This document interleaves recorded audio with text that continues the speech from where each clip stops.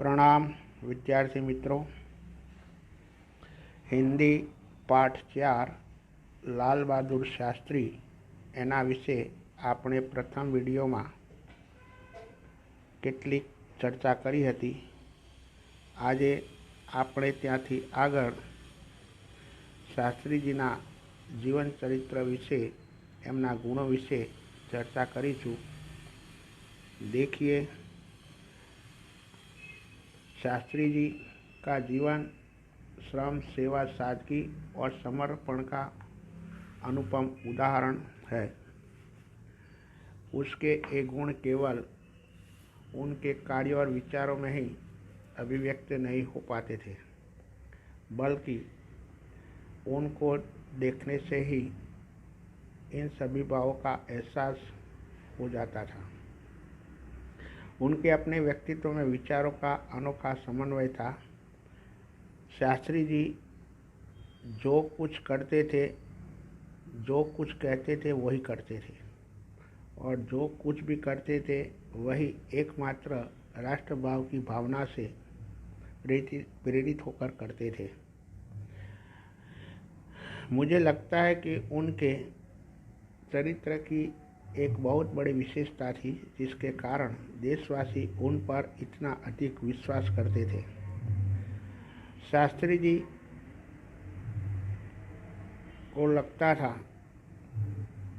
कि देशवासी उन पर अधिक विश्वास करते थे और उन्हें चाहते भी थे।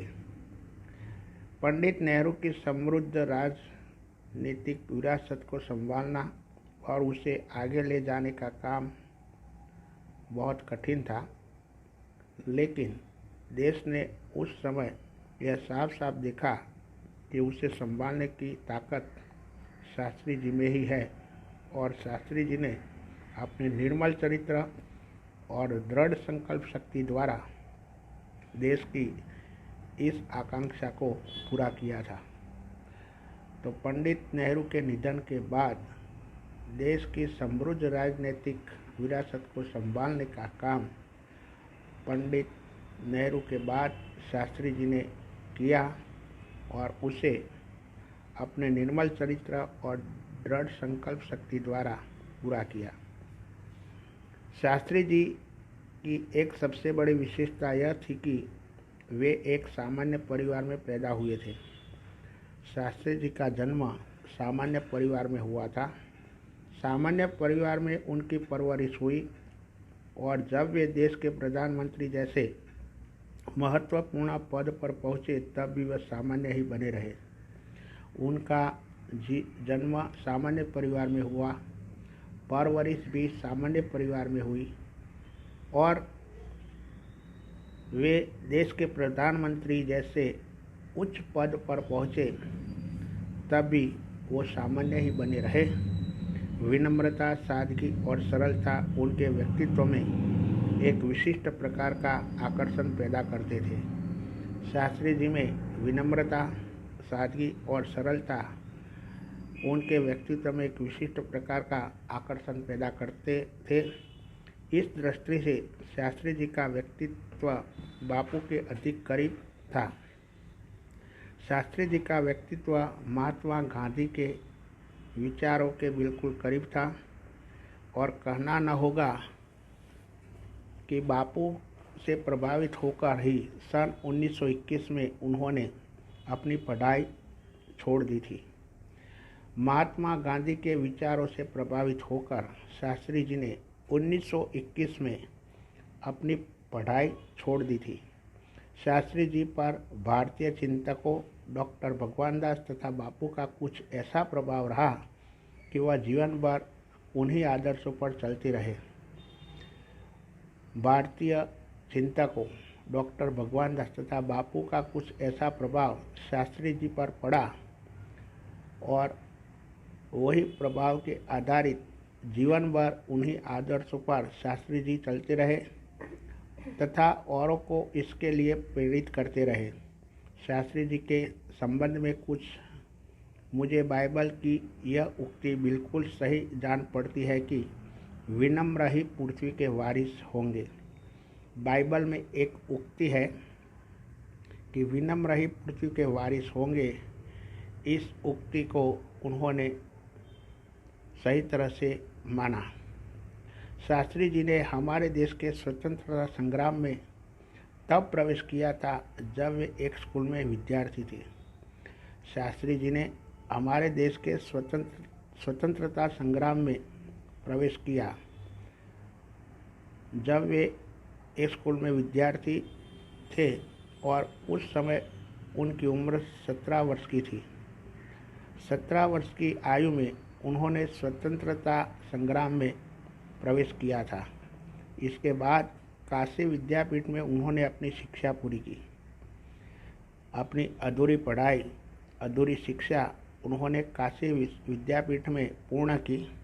उनका मन हमेशा देश की आज़ादी और सामाजिक कार्यों की ओर लगा रहा।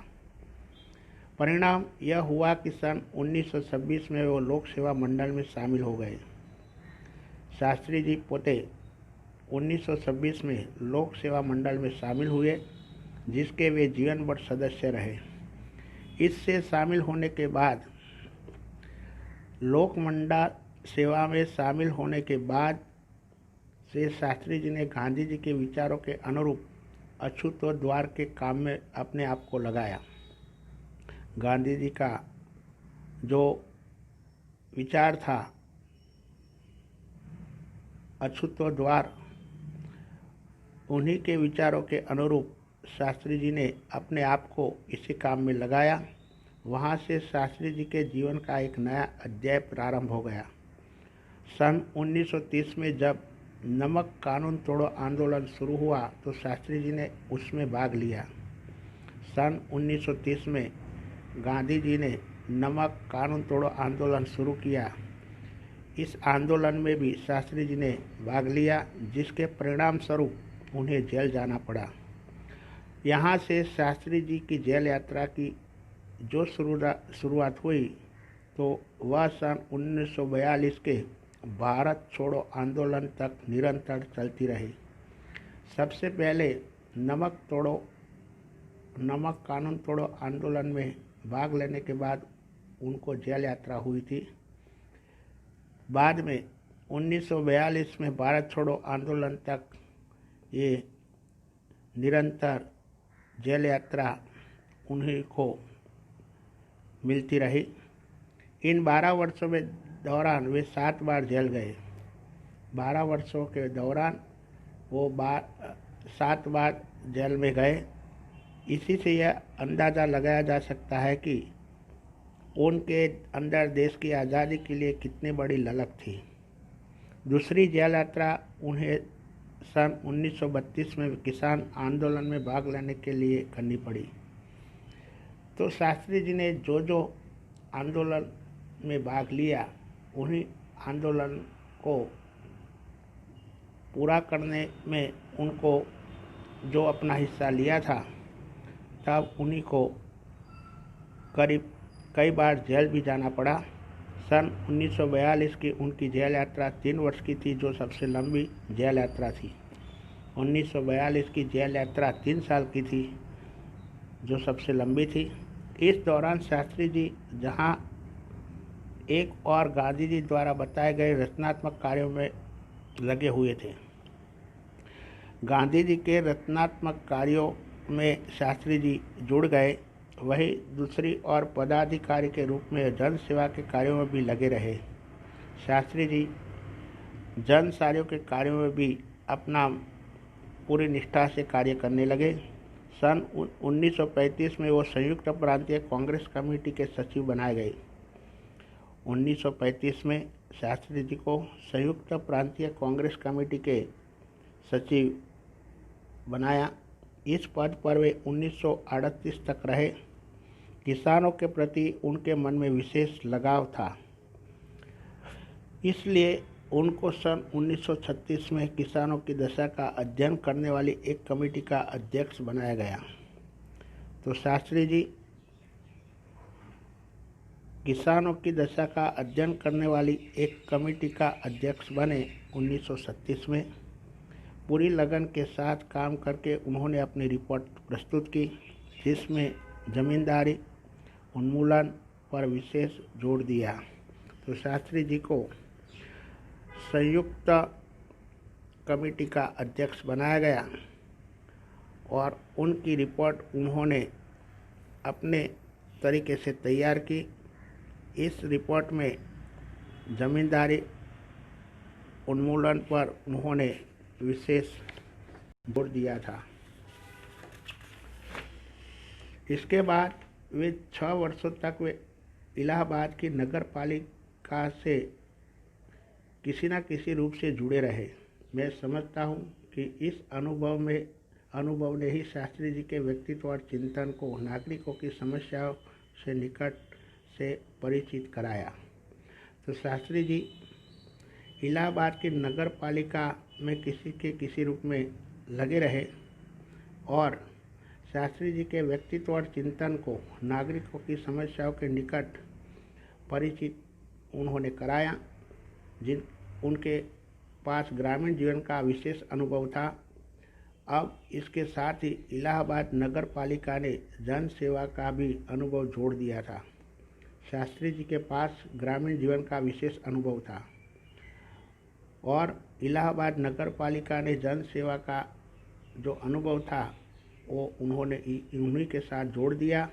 लोक सेवा की इस आधारभूत इकाई में कार्य करने के कारण वे देश की छोटी छोटी समस्याओं और उनके निराकरण को व्यवहारिक प्रक्रिया से अच्छी तरह परिचित हो गए थे। तो शास्त्री जी का जो कर्म करने का जो एक तरीका था वो कार्य करने के कारण वे देश की छोटी बड़ी समस्याओं को निपटाते हुए निराकरण करते हुए व्यवहारिक प्रक्रिया से अच्छी तरह से वो परिचित हो गए थे। कार्य के प्रति निष्ठा और मेहनत करने की अदम्य क्षमता के कारण सन 1937 में वे संयुक्त प्रांतीय व्यवस्थापिका सभा के लिए निर्वाचित हुए। शास्त्री जी की निष्ठा और मेहनत करने की अदम्य क्षमता के कारण 1937 में वे संयुक्त प्रांतीय व्यवस्थापिका सभा के लिए भी चुने गए। सही मायने में यही से शास्त्री जी के संसदीय जीवन की शुरुआत हुई। शास्त्री जी के संसदीय जीवन की शुरुआत 1937 से हुई, जिसका समापन देश के प्रधानमंत्री पद पर पहुंचने में हुआ। तो शास्त्री जी का संसदीय जीवन की शुरुआत होने के बाद इसका समापन वो देश के एक महान प्रधानमंत्री पद पर पहुँचे तब तक ये चलता रहा। शास्त्री जी को भारतीय राजनीति की इतनी सही और गहरी पकड़ थी कि श्रीमती इंदिरा गांधी ने उन्हें अपना राजनीतिक गुरु मानते हुए कहा था कि उन्हीं के मार्गदर्शन में मेरा राजनीतिक जीवन शुरू हुआ। अपने देश के पूर्व प्रधानमंत्री श्रीमती इंदिरा गांधी भी शास्त्री जी को अपना राजनीतिक गुरु मानते थे और इसी समय उन्होंने कहा था कि उन्हीं के मार्गदर्शन में मेरा राजनीतिक जीवन शुरू हुआ था। मित्रों, देश की आज़ादी के बाद उत्तर प्रदेश तथा केंद्र सरकार में शास्त्री जी भिन्न भिन्न पदों पर रहे। उत्तर प्रदेश में उन्हें गृह मंत्री बनाया गया। देश की आज़ादी के बाद उत्तर प्रदेश तथा केंद्र सरकार में शास्त्री जी भी अलग अलग प्रकार के पदों पर रहे। उत्तर प्रदेश में शास्त्री जी को गृह मंत्री बनाया। बाद में पंडित नेहरू के अवरोध पर वे केंद्र में आ गए। बाद में पंडित नेहरू के अनुरोध पर उन्होंने शास्त्री जी को केंद्र में शामिल कर लिया। केंद्र में उन्होंने रेल और परिवहन, संचार, वाणिज्य, उद्योग और गृह जैसे महत्वपूर्ण मंत्रालयों में मंत्री पद संभाला। केंद्र में शामिल होने के बाद उन्होंने रेल, परिवहन, संचार, वाणिज्य, उद्योग और गृह जैसे महत्वपूर्ण मंत्रालयों में मंत्री पद संभाला। इन पदों पर रहते हुए शास्त्री जी ने अपनी जिस प्रशासकीय दक्षता का प्रमाण दिया वह हमारे देश के लिए एक उदाहरण है।